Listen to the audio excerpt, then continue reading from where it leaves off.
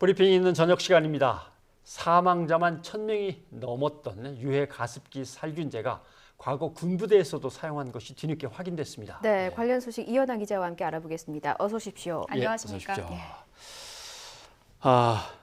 도대체 어느 정도로 사용한 겁니까? 네, 2000년부터 2011년까지요. 육해 공군 등 일선 부대 12곳에서 인체 유해 가습기 살균제 최소 800개 이상 구매해서 사용한 것으로 밝혀졌습니다. 예. 장병들이 생활하는 군에서 광범위하게 이 가습기 살균제를 사용한 정황이 처음으로 확인이 된 겁니다. 예. 이런 정황은요. 군 구매 문서와 또 참고인 진술 등을 근거로 확인했습니다. 광범위하게 사용했다고 하는데 구체적으로 이 사용이 확인된 군부대가 어디인지도 나왔습니까? 네, 구매 내역서와 참고인 진술 등을 확보한 것을 근거로 해서 밝혀진 군부대는 총 예. 12곳입니다. 국군 수도병원, 그리고 육군 24단, 그리고 해군 사관학교 생도대, 그리고 해군 교육사령부, 또 해군 2함대 사령부, 그리고 공군 제8 전투비행단 등입니다. 예. 12곳 모두 이제 국방 전자 조달 시스템 등을 통해서 구매한 것으로 확인이 됐고요. 이 조달 시스템을 사용한 해군이 이번 조사에서 많이 나온 이유이기도 합니다. 문제는요, 이 조달 시스템을 통한 구매가 극소수에 불과해서 드러나지 않은 피해 사례가 더 늘어날 수 있다라고 보고 있는 겁니다. 예. 군 내에 보급 체계를 담당했던 전직 육군 대령 이야기 직접 들어보시겠습니다. 이런 소모품 같은 경우에는 각급 부대 예산으로 구입하는 경우가 많기 때문에 조달 시스템에 나온 것보다 훨씬 더 많을 가능성이 많죠. 특조위는 국방부 예. 그러니까 특성상 좁은 공간에 여러 명이 생활할 수도 있는 곳이 군이었기 때문에 좀 네.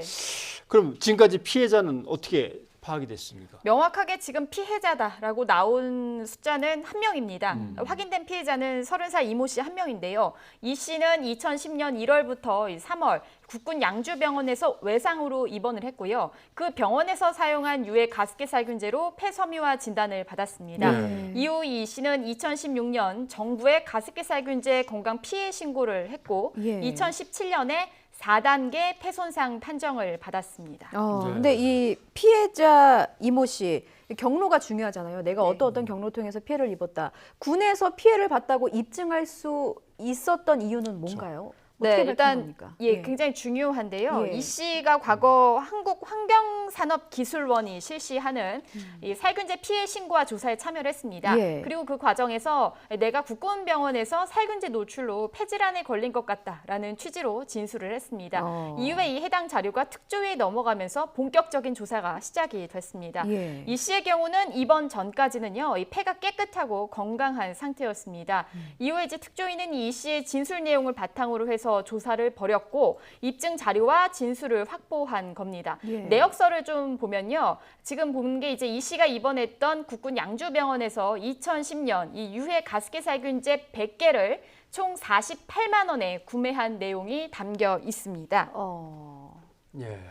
그런데 지금 유해로 이제 판정이 나면서 판매가 금지된 거는 2011년이란 말이죠. 예. 그렇죠? 예.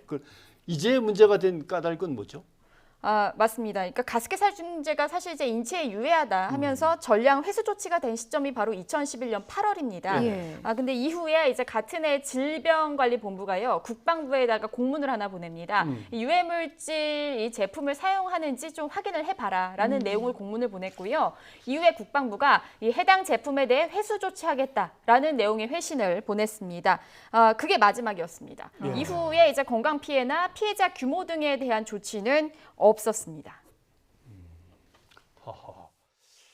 사회적 참사 특별조사위원회가 만들어질 정도로 이렇게 심각한 사회적 문제로 떠올랐지 않습니까? 그렇다면 국방부는 오랫동안 군에서도 사용했을 가능성에 대해서 확인하고 혹시 관련 피해자가 있는지를 조사했어야 되는데 그동안 이런 방구 이야기하지 않았습니다.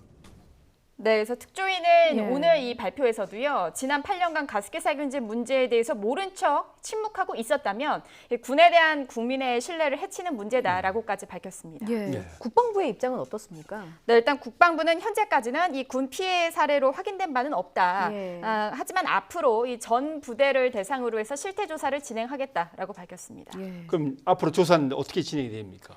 특조위는 일단 군부대에 대한 추가 조사를 계획하고 있습니다. 이 살균제, 특히 살균제의 특성상 보면요. 어떤 환경에서 얼마나 노출됐는지에 따라서 좀 다른 증상이 나오기 때문에 의무복무 군인뿐만 아니라 직업군인으로까지 조사 확대 필요성이 제기가 되고 있습니다. 네. 특히 오는 27일에는요. 가습기 살균제 참사 진상규명 청문회가 예정돼 있습니다. 특조위는 이 청문회에 국방부 인사복지실장과 국군 의무사령관을 증인으로 채택해서 사실관계를 확인할 예정입니다. 이 핵심은 군대 내 피해자 조사를 진행하지 않은 이유, 그리고 또 피해 발생 가능성 인지 여부 등입니다. 또 앞으로 군 내부 추가 피해자가 나올 경우는요. 어떻게 진행해야 하는지 등에 대해서도 국방부와 논의가 필요한 상황입니다. 예. 네, 알겠습니다. 이현아 기자 수고하셨습니다. 감사합니다.